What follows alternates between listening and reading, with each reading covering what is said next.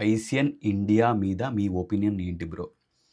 So, బేసిక్‌గా నా opinion ఏంటంటే, ఒకప్పుడు అంటే 2023కు ముందున్న ఐసియన్ ఫెడరేషన్‌కి ఒక ఒపీనియన్ ఉండేది. అంటే ఒక మంచి ఫ్లోలో ఉండేది.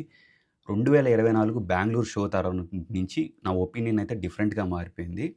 అండ్ నేను ఆల్రెడీ 2024లో ఐసియన్ హైదరాబాద్ జరిగిన తర్వాత నా ఒపీనియన్ అయితే నేను ఫేస్ చేసిందైతే మీ ముందు పెట్టాను వీడియోలో. అది లక్షల్లో వ్యూస్ వచ్చినాయి.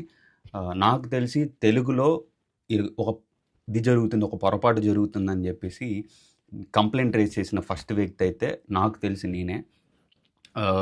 ఇంకొక ఎగ్జాంపుల్ చెప్తాను.